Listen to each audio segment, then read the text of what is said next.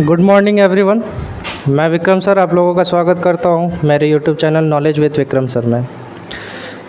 उम्मीद करता हूं कि आप लोग अच्छे होंगे। और आज 5 सितंबर है और 5 सितंबर आप लोगों को भी पता होगा कि हम लोग टीचर्स डे के रूप में मनाते हैं, डॉक्टर सर्वपल्ली राधाकृष्णन के जन्मदिवस के रूप में। तो आज उनकी याद में हम लोग टीचर्स डे सेलिब्रेट करेंगे। तो मैं आप लोगों के आज के दिन आप लोगों से बस इतना कहना चाहूँगा कि टीचर का सम्मान करें, क्योंकि जो गुरु और शिष्य का रिश्ता होता है वो बहुत ही अद्भुत होता है और बहुत ही रिस्पेक्टफुल होता है। इसलिए मैं आप लोग से यही विनम्रपूर्वक कहना चाहूँगा कि आप लोग टीचर का आदर करें, सम्मान करें, क्योंकि शिक्षक हम लोग को हर तरीके से एक तरह से मॉनिटर करते हैं, अच्छी शिक्षा देते हैं, गार्जियन के तरह ट्रीट करते हैं, सही गलत के बारे में बताते हैं। तो शिक्षक बहुत ही महत्वपूर्ण स्थान है उनका। तो आप लोगों को मेरी ओर से शिक्षक दिवस की हार्दिक बधाई।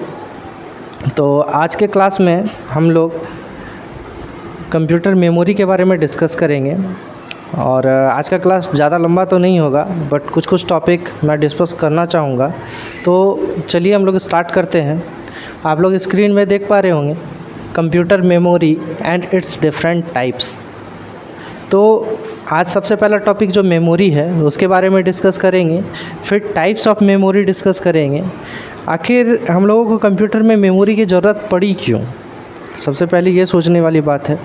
तो हम लोग जितने भी कंप्यूटर में फाइल्स या कोई भी डेटा को अगर स्टोर करना हो तो उसे रखने के लिए कुछ तो जगह चाहिए होगा। वो जो स्पेस प्रोवाइड कौन कराएगी, वो मेमोरी कराएगी। हम मेमोरी के ज़रिए ही अपने कंप्यूटर में बड़े से बड़े फाइल को, बड़े से बड़े ऑडियो, बड़े से बड़े वीडियो, बड़े से बड़े फाइल्स वगैरह को हम लोग रखते हैं। तो उन फाइल्स को रखने के लिए हम लोगों को कंप्यूटर में मेमोरी दिया गया है, जिससे बारे में हम लोग पढ़ेंगे कि कौन वर्सटाइल मेमोरी है, कौन परमानेंट डेटा स्टोर करती है, कौन टेम्पोररी डेटा स्टोर करती है, कितने टाइप के मेमोरी होते हैं और उनके क्या क्या यूज़ हैं, उनका हम लोग डिटेल्स देखेंगे। तो चलिए हम लोग स्टार्ट करते हैं। आप लोग देख पा रहे होंगे सबसे पहले मेमोरी, तो जिसके डिफिनेशन में लिखा हुआ है स्टोर्स डेटा टेम्पोररी और परमानेंटली। यानी मेमोरी एक ऐसा डिवाइस है जो स्टोर करती है डेटा को, इन्फॉर्मेशन को, या तो टेम्पोररी बेसिक पे या तो परमानेंट बेसिक पे। यहाँ तक आपको बिल्कुल समझ में आ रहा होगा, जिसका मैंने पहले भी आपको डिस्कस किया हुआ है और आज भी मैं डिस्कस कर रहा हूँ। तो हम लोग आगे बढ़ते हैं और टाइप्स ऑफ मेमोरी देखते हैं। टाइप्स ऑफ मेमोरी में सबसे पहला जो हम लोगों का मेमोरी पढ़ना है हम लोगों को, वो रैम है। रैम का full form random access memory होता है, जो आप लोग स्क्रीन में देख पा रहे होंगे। रैम क्या है? एक वोलेटाइल मेमोरी है जिसका यूज किया जाता है टेम्पोररी डेटा स्टोर करने के लिए जब कंप्यूटर ऑन होता है। मान के चलिए अगर हम लोग कंप्यूटर ऑन किए हैं और MS पेंट ओपन करके अगर कुछ हम ड्रॉ कर रहे हैं, तो वो जो डेटा अगर हम उस फाइल को सेव नहीं किए हैं तो वो टेम्पोररी डेटा हो गई। अब वो स्टोर कहाँ पे होती है? वो रैम स्टोर करता है, जिसके कारण ये होता है कि अगर कभी हम लोग फाइल सेव नहीं कर रहे हैं और अचानक से क्या होता है कि लाइट चले जाता है, तो जो जिसे हम सेव नहीं किए हुए रहते हैं डेटा, वो क्या होता है? इरेज हो जाता है, उड़ जाता है। तो रैम बेसिकली एक वोलेटाइल मेमोरी है जो टेम्पोररी डेटा को स्टोर करती है। तो आप लोग यहाँ पे देख सकते हैं कि RAM random access memory volatile memory है, यूज्ड फॉर टेम्पोररी डेटा को स्टोर करने के लिए यूज होता है जब while the computer is on. तो आप लोगों को रैम समझ में आ गया होगा। हम लोग अब रोम समझने का कोशिश करते हैं। जो रोम है रोम का फुल फॉर्म होता है रीड ओनली मेमोरी। ये नॉन वोलेटाइल मेमोरी है। रैम वोलेटाइल मेमोरी है और आपका रोम क्या है, नॉन वोलेटाइल मेमोरी है।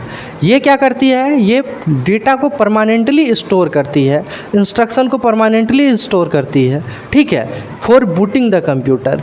आप देख पा रहे होंगे डिफिनेशन में कि non volatile memory that contains permanent instruction for booting the computer. ROM जो होती है वो क्या करती है, परमानेंट इंस्ट्रक्शन देती है किसके लिए, बूटिंग होने के लिए कंप्यूटर को, ठीक है। तो आप लोग रोम भी समझ गए। और तीसरा मेमोरी जो हम लोगों का है कैच मेमोरी, जो कि सबसे फास्ट मेमोरी होती है, इसीलिए इसे हाई स्पीड मेमोरी भी कहते हैं, जिसका यूज किया जाता है हम लोगों को जिसका यूज डेटा स्टोर करने के लिए किया जाता है, ताकि हम लोग किसी भी डेटा को फास्टली हम लोग एक्सेस कर सके, तो वो कैच मेमोरी में जाके हम लोग उसे स्टोर करते हैं।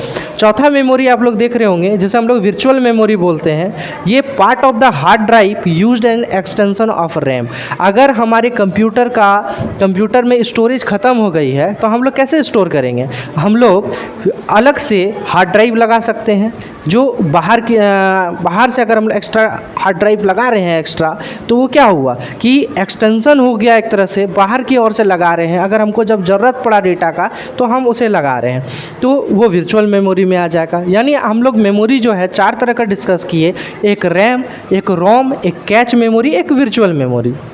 रैम बेसिकली आप इसको वोलेटाइल मेमोरी और टेम्पोररी डेटा स्टोर करने के लिए जान सकते हैं। रोम क्या करती है, ये नॉन वोलेटाइल होती है और परमानेंटली डेटा को स्टोर करती है। कैच मेमोरी का बात करें तो कैच मेमोरी बहुत ही हाई स्पीड मेमोरी होती है। और साथ ही अगर वर्चुअल मेमोरी का बात करें तो हम लोगों को अगर ज़्यादा स्टोरेज का ज़रूरत पड़ता है तो हम लोग एक्सटर्नल हार्ड ड्राइव या कुछ और डिवाइस लगाते हैं, तो वो हम लोग वर्चुअल मेमोरी बोलेंगे। तो उम्मीद करते हैं कि आप लोगों को मेमोरी बिल्कुल भी समझ में आ गया होगा, जो कि मैंने बहुत बेसिक से बताया है। अब बात करते हैं स्टोरेज यूनिट्स ऑफ कंप्यूटर।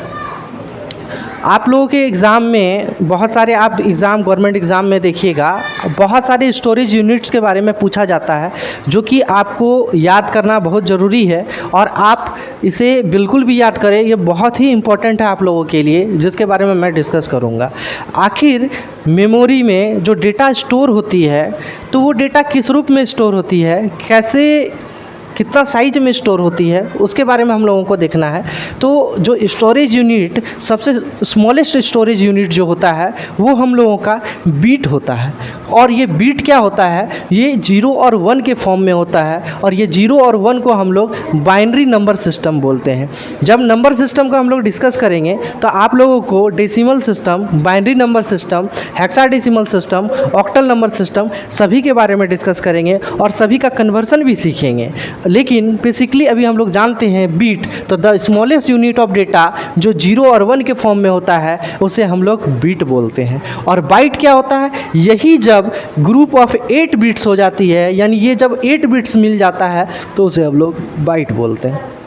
तो किलोबाइट क्या होगा, तो हम लोग ये याद रखेंगे, 1 केबी को किलोबाइट बोलते हैं। 1 किलोबाइट बराबर 1024 यानी 1024 बाइट होता है।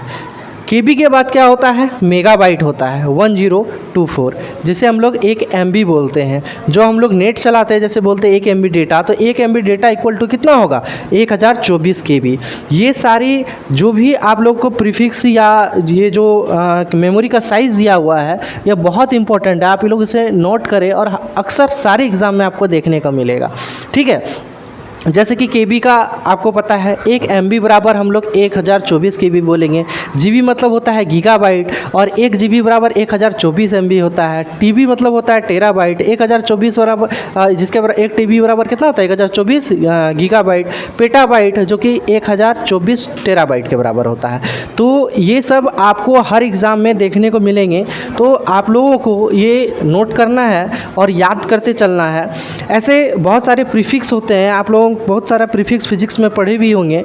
जैसे कि मैं आपको कुछ बताता हूँ, जैसे centi milli micro, nano pico femto, atto deci deca, hecto kilo mega, giga tera peta, exa zetta yotta. तो इतने सारे प्रीफिक्स होते हैं जिसे मैंने बहुत अच्छे से मुझे याद है, और मैं इसका आप लोगों को ट्रिक भी सिखाऊंगा कि कैसे आप लोग भी याद रख सकते हैं इतना बड़ा। जैसे मैंने रिपीट किया तो आप लोगों को लगा होगा कि मैं क्या बोल रहा हूँ। जैसे centi milli micro, nano pico femto, atto deci deca, hecto kilo mega, giga tera peta, exa zetta yotta. तो ये जो प्रीफिक्स है मैं आपको सिखाऊंगा कि कैसे किसका वैल्यू हम लोग मेजर करते हैं, कैसे याद रखते हैं। तो फिलहाल आप लोग इतना ही देखिए कि इसे नोट डाउन करना है और याद करना है, ठीक है। तो हम लोग आज के क्लास में इतना ही रहने देते हैं। डिफरेंट टाइप्स ऑफ कंप्यूटर, जो कंप्यूटर का टाइप्स है, इसे हम लोग नेक्स्ट वीडियो में डिस्कस करेंगे। तो आज के लिए इतना ही रहने देते हैं। उम्मीद करते हैं कि आप लोगों को बिल्कुल समझ में आया होगा और बहुत ही इन्फॉर्मेटिव वीडियो लगा होगा। तो आप लोग इस वीडियो को देखिए और नोट डाउन करें, और आपको सीखने को ज़रूर कुछ मिला होगा। और चैनल में जाके, आप चैनल के प्लेलिस्ट में जाके कंप्यूटर कोर्स में जाएँ और सारे वीडियो को देखें। आपको बहुत कुछ सीखने को मिलेगा, बहुत नॉलेजेबल लगेगा। और सब्सक्राइब करना नहीं भूलें, ठीक है। तो आज के क्लास में हम लोग यहीं तक रहने देते हैं। आगे के क्लास में हम लोग डिस्कस करेंगे डिफरेंट टाइप्स ऑफ कंप्यूटर। चलिए ठीक है, गुड बाय।